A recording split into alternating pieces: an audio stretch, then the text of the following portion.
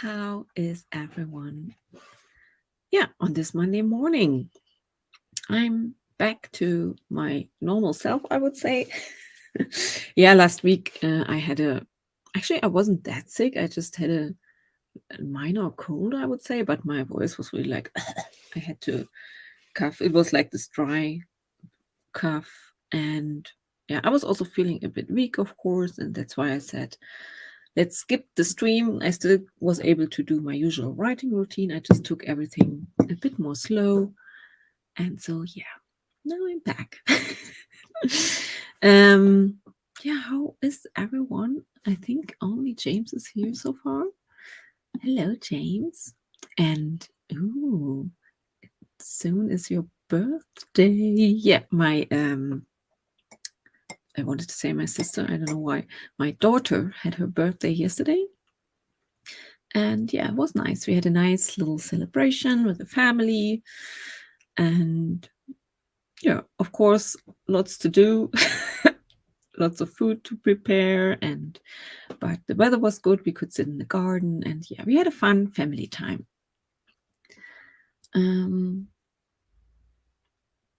Emmy is here. Hello, good morning. How are you?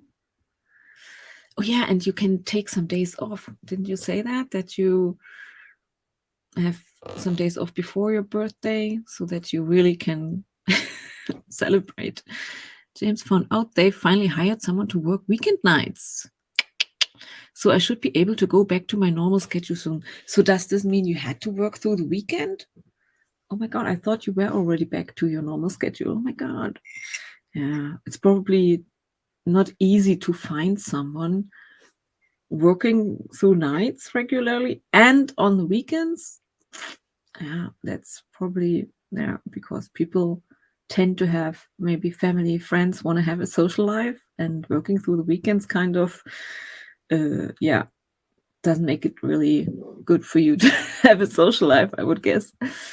Oh, James, you'll be training the new person, so I won't be on streams much the next couple of weeks. Oh no.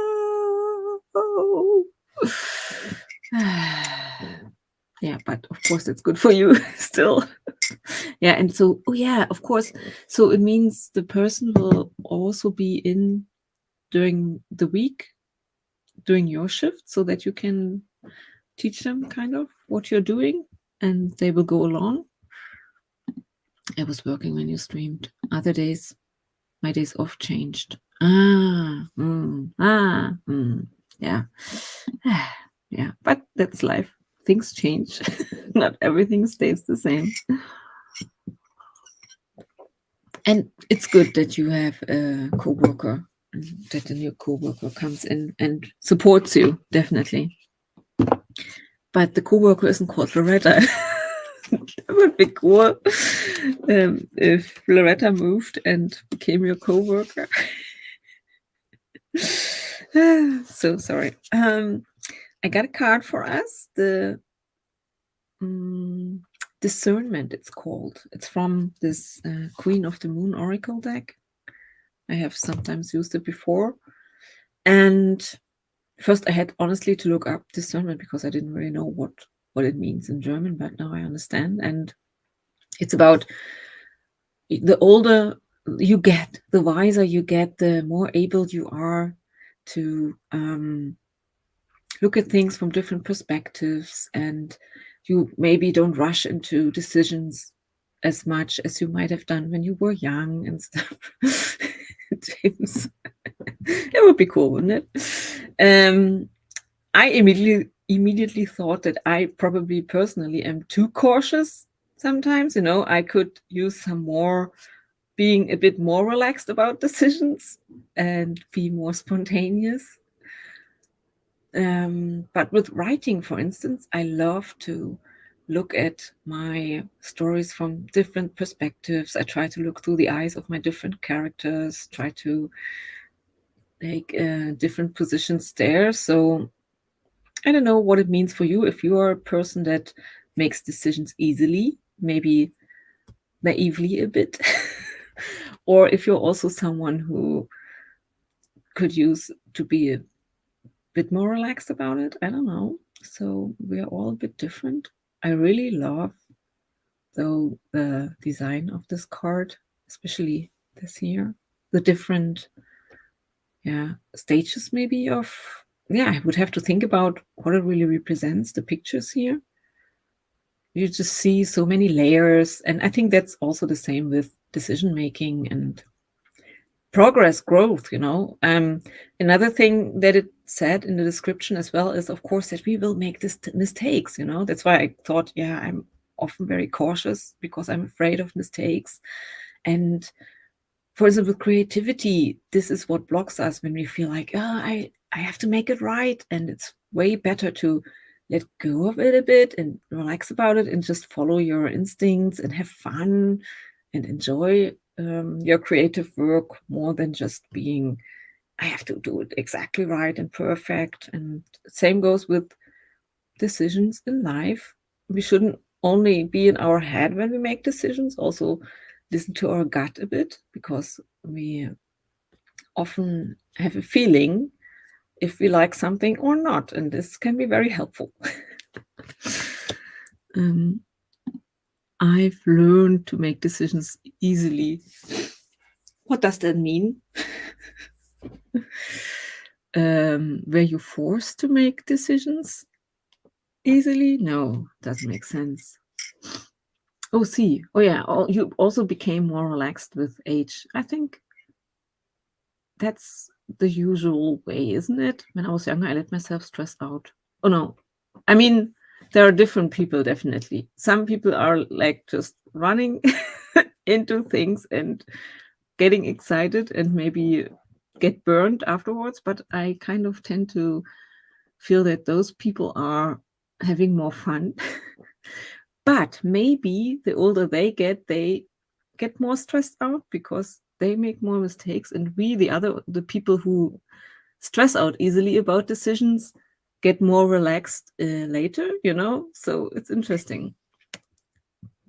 Oh yes, I had to get my mother's OCD out of my head. Yeah, definitely our parents influence us a lot with those things. We have their voices in our head, of course. Yeah. Good morning, Mark. Hello. I hope you had a great weekend. You're just in time for our first timer. Oh, I didn't decide yet which timer I should use. Let's 20 minutes. What do we have here? Oh, I can use this one. So here we go. Enjoy our warm-up sprint. Have fun.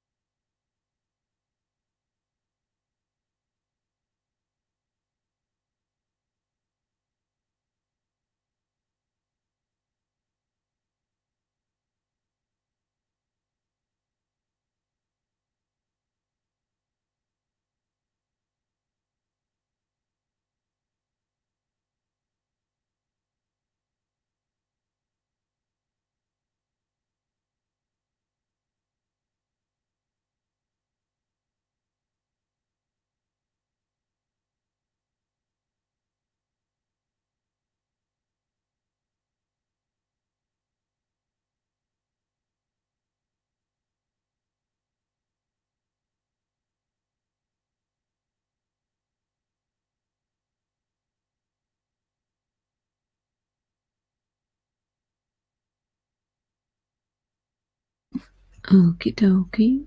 That was our warm sprint. How did everybody do? I started reading, working, thinking on my document. Emmy had some bad news. I won't be around for this week's sprints as we had another family member pass away. So having bereavement plans. Oh, I'm so sorry, Emmy. No good news here. Yeah. And honestly, don't know much what I can say. Yeah. That's and especially in a time where you're supposed to have some time for yourself, relax, and get away from the stress of work, and now something like that happens. That's not good. On the good side, Mark, okay, he was here already before I started the sprint, but was forced to work because of the timer or do something. Maybe get out of bed. I don't know what the first steps were for you today. Yeah. Mark also says, I'm sorry, Emmy. I don't know if Emmy is still here or if she already left. Thank you for saying, for letting us know. I mean, I was also thinking during the sprint that it's good that James told us that he might not be here as regularly as usual, because when I think back, James, you were always here, like every stream. And when there was a time where you didn't really engage or couldn't be here for some reason, it was like, what's up with James? I even once sent James a message on Instagram because I was like, okay, he hasn't been here for 3 days in a row. Now I'm really worried. So yeah, it's good that you let us know, James, that there will be changes in your schedule, and new things will be happening. I really hope that your co-worker is that you enjoy working with them. I mean, in the future, probably you won't see each other anyways, because you will have your night shifts and they will have theirs. But still, it's always good to have good colleagues that you feel like support each other, for instance. I'm also made myself a cup of tea, and I will set up the next sprint. I'm quite happy with my progress, I have to say. I struggled a bit before. I think I feel more like I have a rhythm now with my with the beach house novel, because I said I have to get back to this. I work on one scene each day so that I really see my progress on the one hand, but I also am not overwhelmed with this feeling of I have to do more and more. And now that I told myself it's okay to just do one scene at a time, and when you have done the scene, no matter how fast it went or not, you can stop thinking about this project for the day, because this really helps me. Otherwise, I always feel like I'm not doing enough, and I exhaust myself with that kind of and feel stressed out. I don't know why that is, but to do one scene at a time is really like other people, for instance, do that with their world goals. I think James had 250 a day, if I remember correctly. It's good when it's not too high. So especially when you're like me and easily stress out about things. I don't think James is like that, but yeah. So just for anyone as a recommendation who feels like every day is a fight with my project and I really want to work through it or want to work on it, but I feel so overwhelmed and I always feel guilty about how much I do or how I'm not doing enough.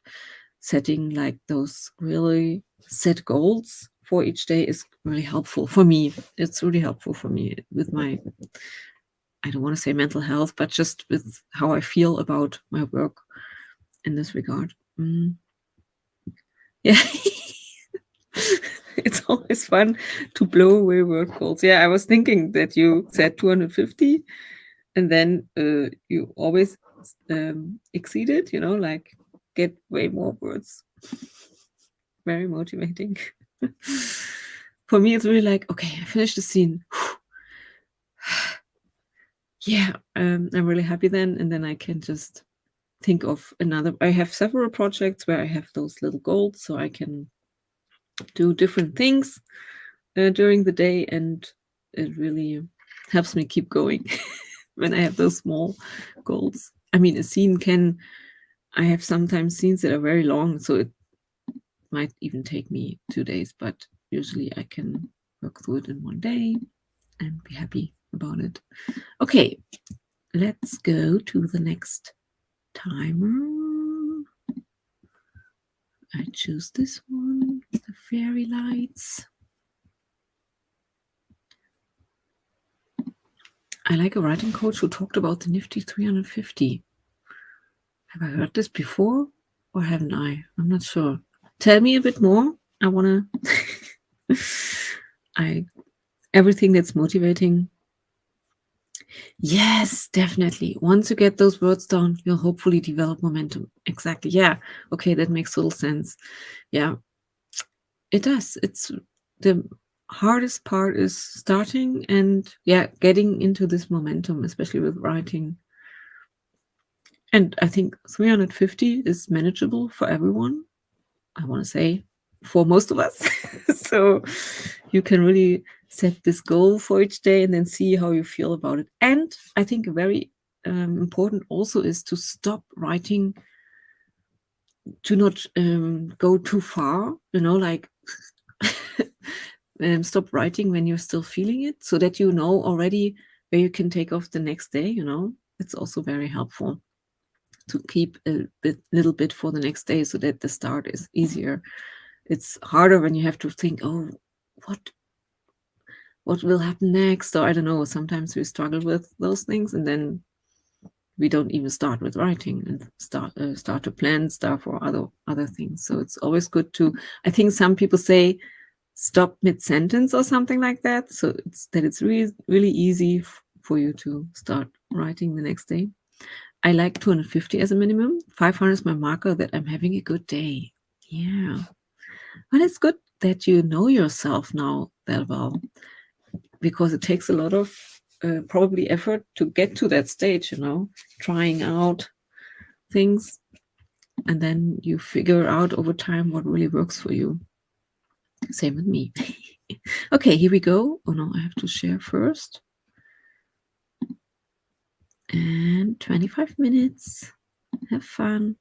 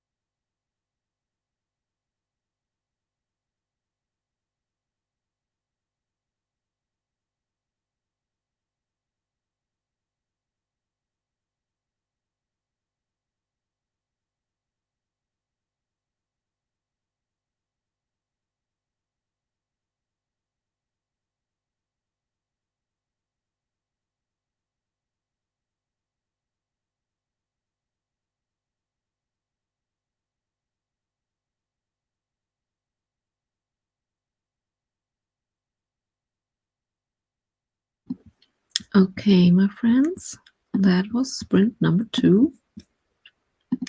How did everybody do? I worked on my text, but I'm not finished yet, so I will continue working on it during the next sprint. We had a very interesting discussion in the chat, but first let's say hi to Christian, who joined us. Hello, hello. Here he is. Good morning. And Dilara is also here. Good morning. Yeah, and Dilara, living in Turkey, had some news about the election, which I know that it happened. And I think yesterday I had a quick look in our German online website, newspaper website, but I haven't really followed it. So it's not really a good morning for me. I was volunteering at the general election as an observer from 8 a.m. until 10 p.m. Quite a long time. I was super hopeful, but now my dreams are kind of crushed. You had hope for a clearer winner, and not being Erdogan gets at least 2 more weeks as president. We will have a second round of presidential election, but I don't know if we'll win now. And especially those 2 weeks must be like this being in limbo. And when the results aren't as clear, it's also, and 49%. You got 49% of the votes. It's not majority, but it's super worrying. And I don't know what it's like in Turkey, but here it's usually you get together with someone else then from another party, and if they support you, you get a majority. I have no idea how I even struggle with our German system. It's a bit complicated with the parties and everything.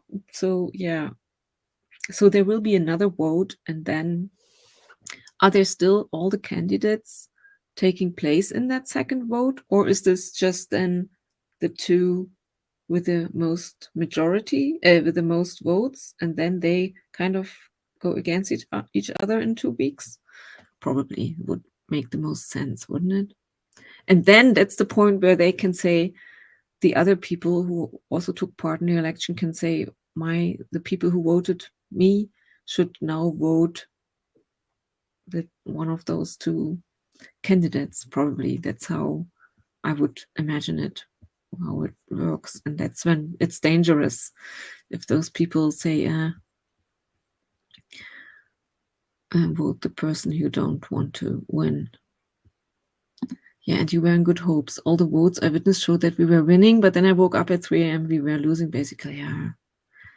It just sucks, because even the earthquake zone 9 out of 11 cities chose him. And you want change? I think Erdogan, how long? I mean, he must have been president for like ages. I can't even remember who was before him, honestly. Yeah. And yeah, I said that I have the feeling when I look at, like, for instance, the US as well, but here in Germany also, there's this division between people. I think it's like forward and backwards looking people. I'm not sure if it's, but I feel like because of, we talked about this before, for instance, AI developments, but in general, climate change, all those hot topics and changes, we need action, on several levels. Definitely in politics. Here in Germany, it's also aging. We have a lot of old people and not enough young people. So there will be a lot of changes coming towards us, or are already happening. And me and my husband, we are more like people, we should take action. We are like positive thinking, want to try out things and be, we are probably not as afraid of change as other people who are like, no, we don't want to do anything for the environment. Whenever there's change to their personal lives, they feel threatened. So that's also, I think, why politics is very hard nowadays. People who say, we want to keep everything the same, kind of, get the most votes.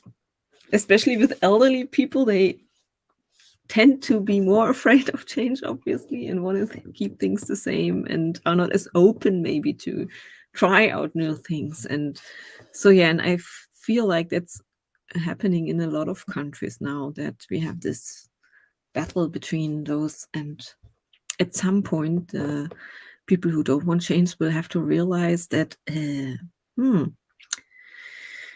it's not working anymore. So there are a lot of problems coming towards us. And I always say that we can have a clash, like that, like a violent revolution, or we can, if we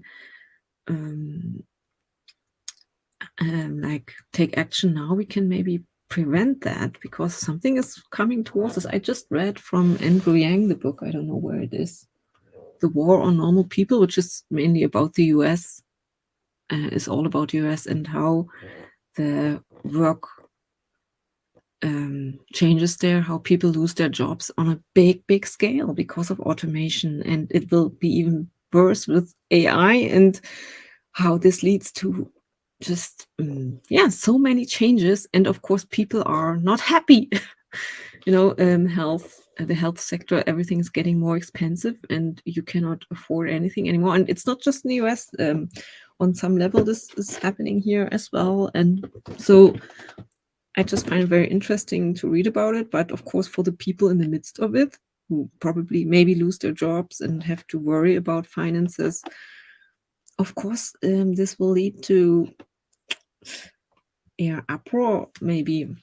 So we can already see those things happening. So it's a very interesting to watch all this, but also scary as well, of course, especially for the people, living it right now.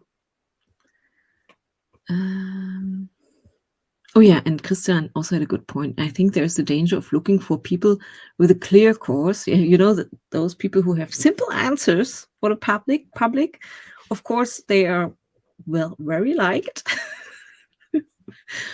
We don't want to go too deep into topics, even the media sometimes, or nowadays when everything is going so fast, they have to present everything quite simple so that people understand it. And then of course this leads to misunderstandings, I want to say. But yeah, it's very difficult.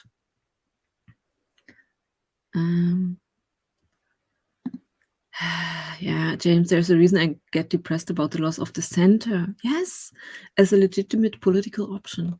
Yeah, I think Andrew Yang said in an interview, I followed him since the election because I found him very interesting in what he proposed. That's why I also got his book.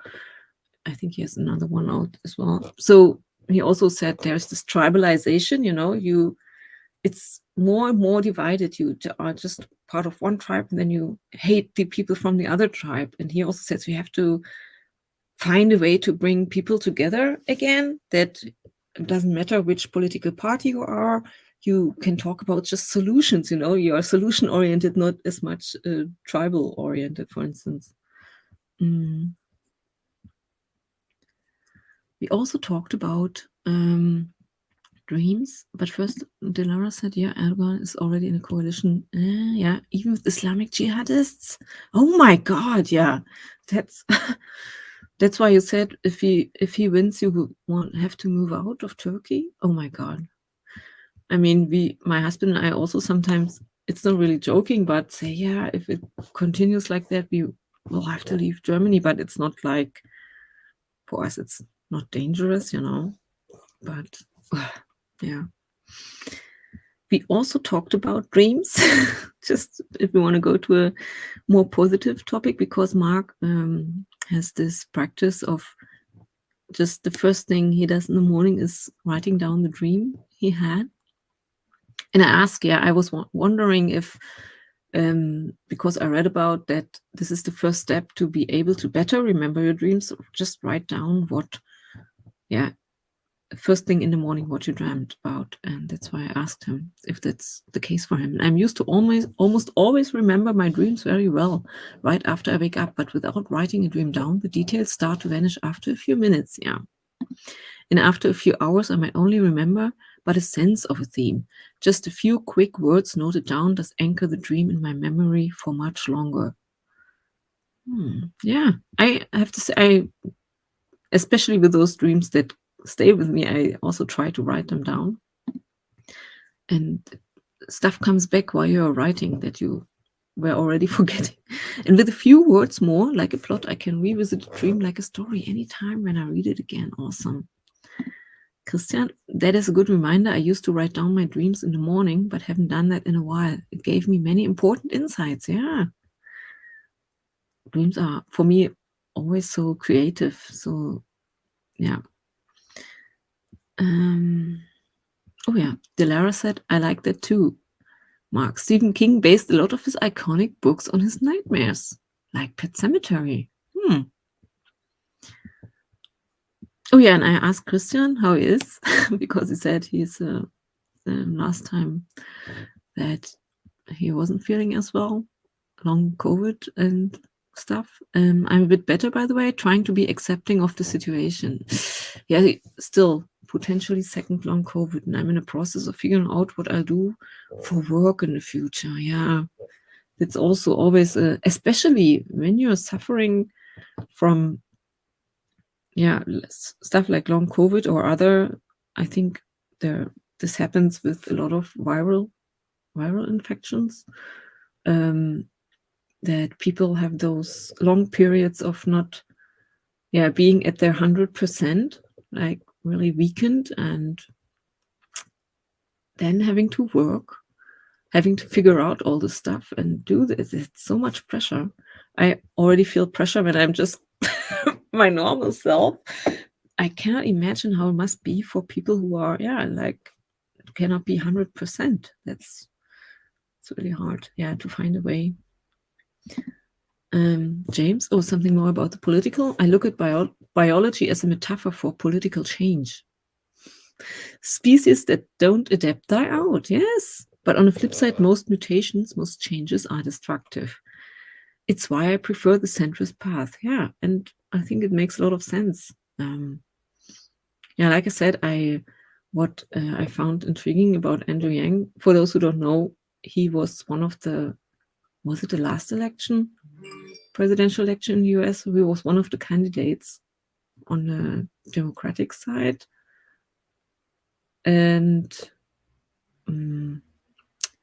he was like, he wanted to bring the UBI, Universal Basic Income, and stuff like that. And he talked a lot about also AI, automation, but all different topics as well, how we can, or how the Americans could make the election process better, that people can participate better. And he had some really cool ideas, I think, and he was quite famous, especially in the younger people and online. He had a lot of followers online. That's how I found him, probably. And but he seems to be very smart, and he always said, I'm the math guy, who looks at the numbers and then finds solutions like that for the political process, for instance, and which seemed very made a lot of sense to me. So Delara, do you guys ever write a dream and you're like, this is gonna be a genius book? Yes, sometimes I had this, definitely, or thought like, I just enjoy dreams sometimes when they're really good stories, and then in the morning it's terrible. Yes, of course.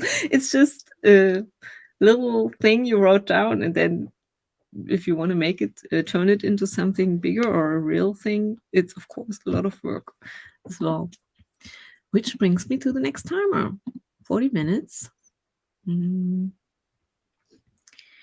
How about the Peaches timer? Something that hopefully gives us hope and some joy. I don't know. It's a bit stupid, but we can eat everything that helps us be in a good mood. So I hope you enjoy the next 40 minutes.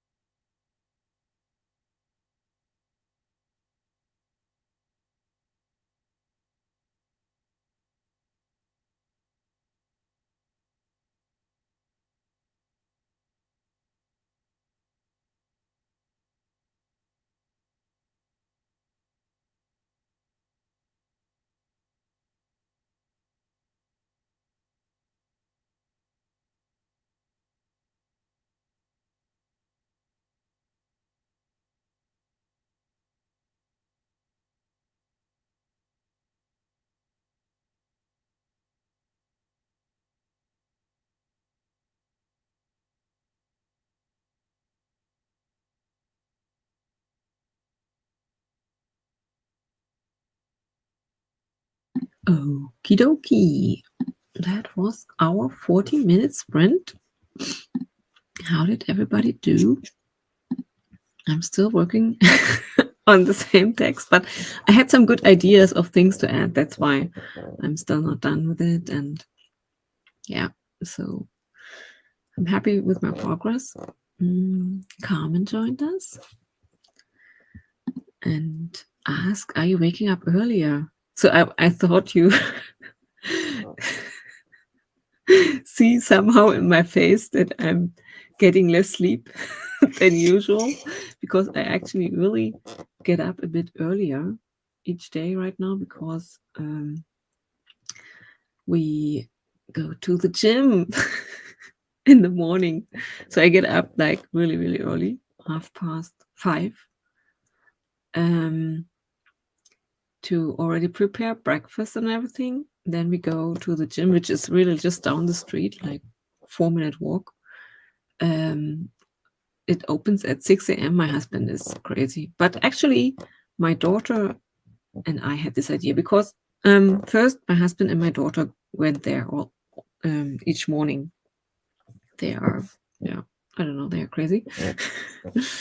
But I think I complained about me not getting enough time to walk, because all I'm doing in the gym, and I really enjoy doing it, is being on the treadmill, walking, not running, like jogging, really walking a bit faster. And I can also adjust it to, I didn't know that it was possible, that it's a bit like you're walking uphill, you can adjust this. I don't know how it works, but so I'm kind of, for half an hour, I'm walking uphill on a treadmill in the gym fitness studio in the morning for half an hour. And I listen to like ritual podcasts or something like that. So I really enjoy this time. But I have to get up now even earlier than I used to before. And that's why I thought, are you waking up earlier, Anja? And that's why I thought, can you see that? How did you know? Maybe I'm different, but then it was just because you keep missing the streams. I'm just guessing I'm still streaming at my time, 8 a.m. So I haven't changed my streaming time, but of course we had time changes and stuff like that happening. I'm guessing that's the reason, that before it was synced with Australia at I don't know how many hours, and now that has kind of changed. Don't you also have time changes, summertime and wintertime, or don't you have those, or they are different? So that's why I'm guessing that's why yeah, we aren't adding up anymore, maybe. Oh, Loretta's here. Hello. Nice to see you.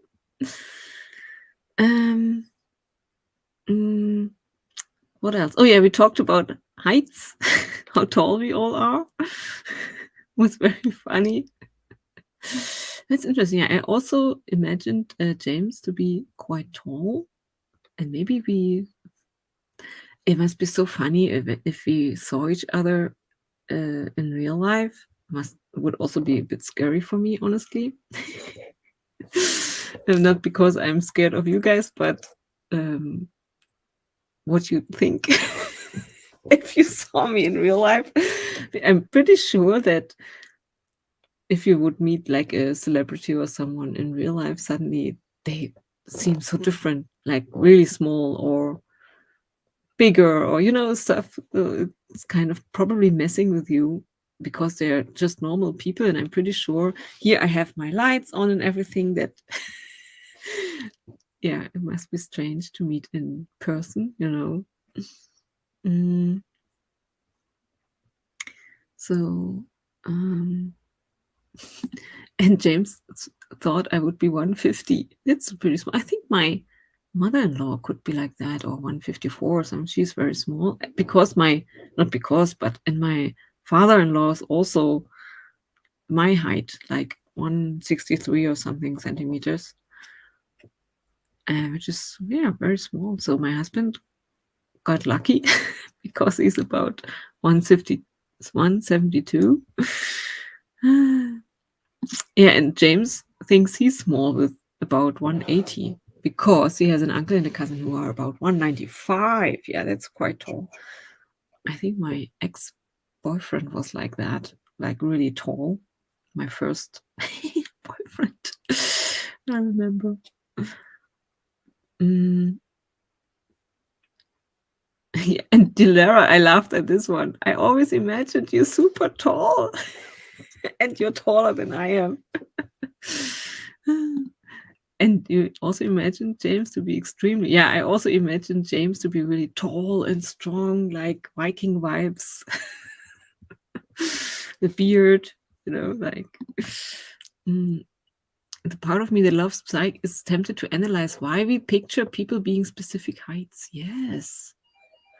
Oh, someone is ringing the bell, but I won't answer it. I hope that's not a problem. Dilara, right? And just from their head and shoulders. Yeah, on the screen or a photo. Yes. I would have guessed 160, which is quite good. I have to get the bell. Give me a second. Hello? Yeah.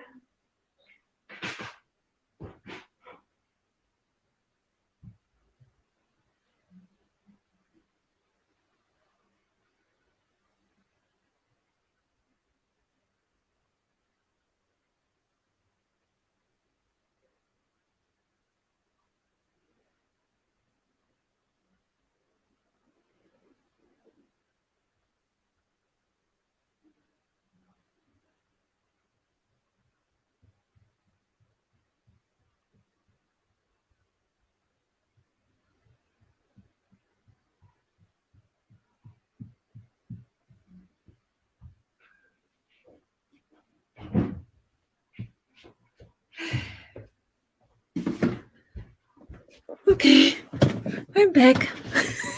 I'm sorry, it was just the postman. Whew, sorry, I'm out of breath because I quickly ran down the stairs.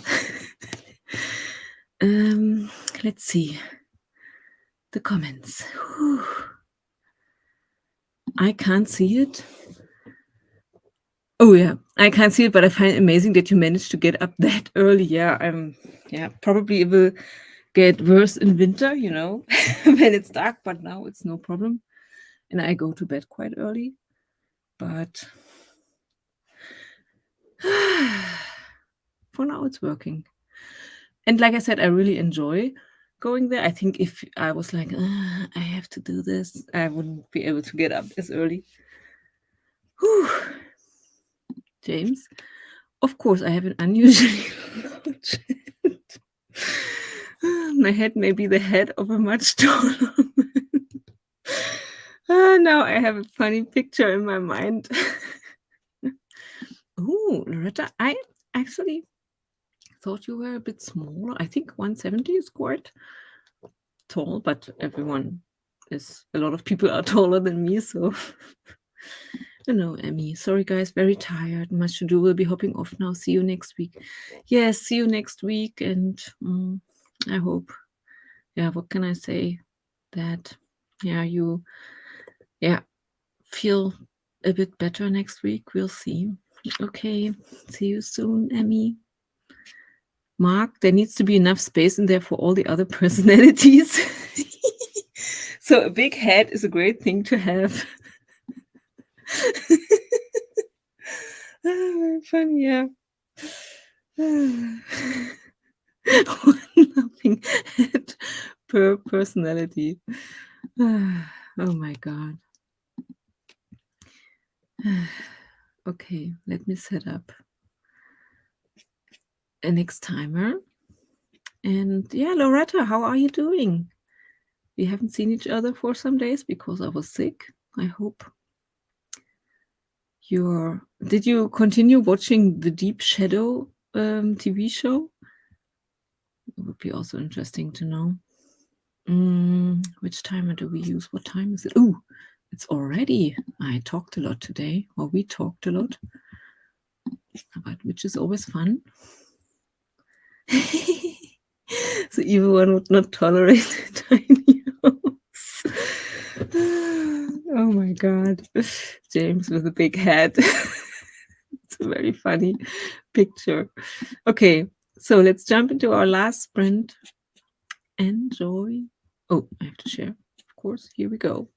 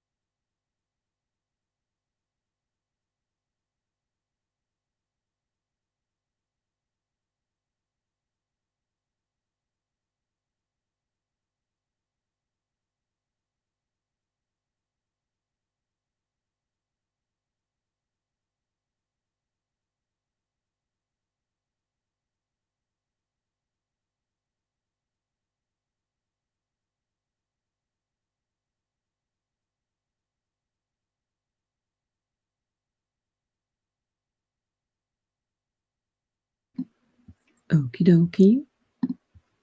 That was the Monday stream.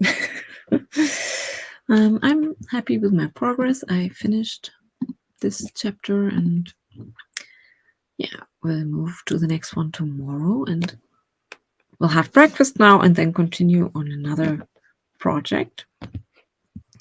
So I hope you guys have a great rest of the day.